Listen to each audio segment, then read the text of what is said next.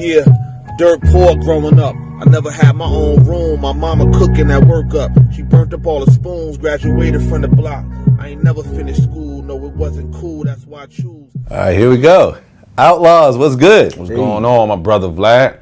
Now, you know, E.D., you and I have done a number of interviews, but Noble, this is actually the first time we're sitting down face to face. It's all good. New Jack, he the new Jack. You know? So, you were actually the last Outlaw member. Right. Right? Right. So, what led up to you actually joining the Outlawz?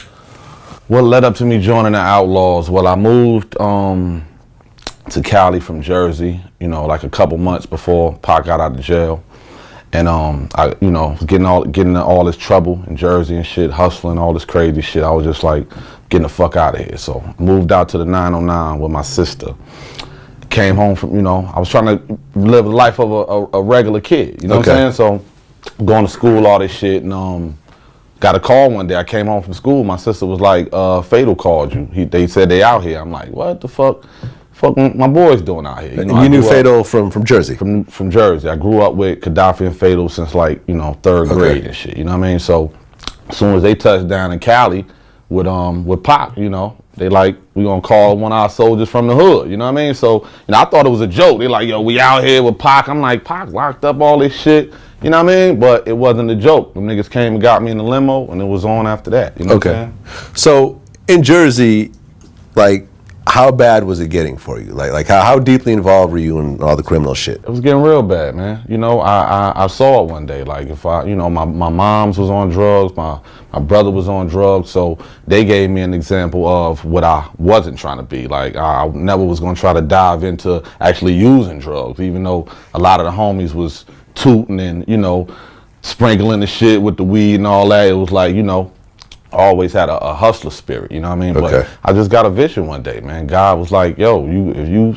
keep at this shit, you're gonna be dead or locked up. It's no other options, you know what I'm saying? Oh, so you were dealing drugs back then? Yeah, absolutely. Getting locked up and all this shit, you know what I mean? Yeah, all the same hood story everybody got, you know what I mean? Shootouts? Nah, not really shootouts. Really. Getting shot at a lot. You got shot at?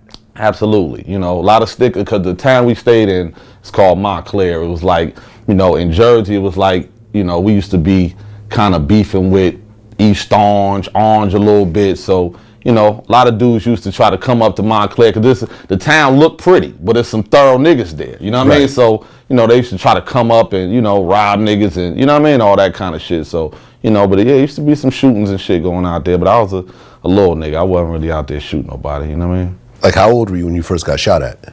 I would say about 15. Wow. Yeah, about 15. That's crazy. You never got hit? Nah, I never got hit. Luckily. I mean? Thank God, you know. So, you move out to L.A. Right. Your friends hit you up and say, we rolling with Tupac now. Right. They come pick you up in the limo. Right. Pac wasn't in the limo. No. Okay. Gaddafi and Fatal. Gaddafi and Fatal. Right. They were the first two actually that got here when Pac got out. You know, E.D. and them came like a couple days later. You know what I mean? But yeah, they came and got me. When we went to go meet Pac at his Wilshire house. You know what I'm saying? And you know, first thing Pac did, he walked through the door. He was like, yo, you know, he looked at Gaddafi. Gaddafi like, this my man Noble from the hood. You know.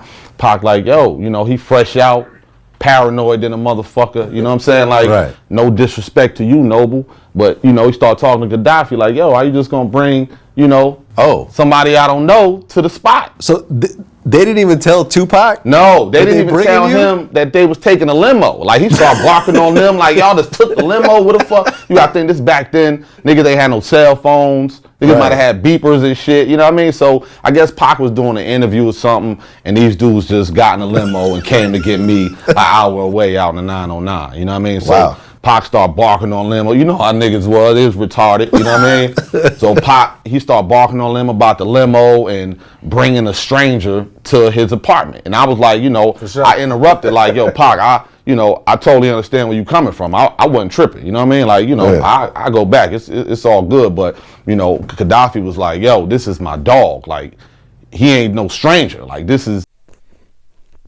Very devastating news coming in this moment in time. On Friday afternoon, on July 4th, E.D.I came out and shared a post on Instagram explaining that he was at loss for words.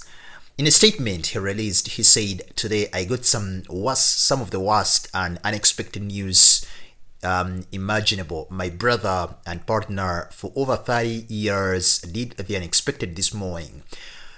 He wrote in a slide alongside a photo of him and Noble. The legend we are talking about is young Noble Cooper, and his friend Father still said, "Rest in power, Rufus young Noble Cooper. I obviously am in no shape to talk about this right now, so please give his family and I some time to process this." E.D.I continued and said, "Mental illness is a real battle after being fought by so many people. Check on your folks." And then TMZ came out and said, the New Jersey rapper, that is Rufus Lee Cooper III, commonly known as Young Noble, was found dead in Atlanta, Georgia. That was on Friday morning. Well, EDI's post didn't, confirm the real and exact cause of death. Some of the sources, according to the reporters, they're saying, it was a result of him doing the unexpected because he was found with some wounds. Reports and of course the press have reached out to the family, but of course in this moment in time no information has been granted. The legend, Young Noble joined The Outlawz in 1986, and he was the last member Tupac added personally to the group, which also included Tupac and of course E.D.I. Then, while most of the Outlawz, formerly known as the Drama Saido, appeared on Pac's Diamond certified double album, All Eyes on Me, Young Noble made his debut. That was on his follow-up Death Row Records album, The Dawn Culminati and The 7-Day Theory.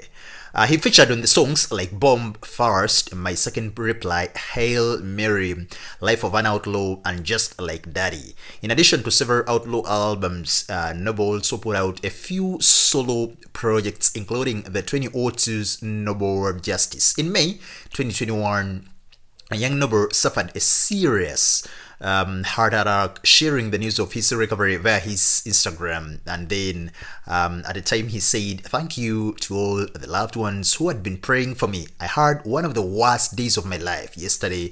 I had a serious heart attack, but God is too good. The amazing doctors brought me back as they are getting me right about now. I plan to put out everything in my life on hold while I recover and get my health all the way right. This will only make me stronger. I'm grateful for the second chance, and I beg you all, please, please, please take your health seriously. All the unhealthy living, stress catches up sooner than later." So we are sending our deepest condolences to the family, friends, man, because losing a legend is not something easy. Our thoughts are with the family, friends, and fans, and all we are saying in this morning time is rest in power the king.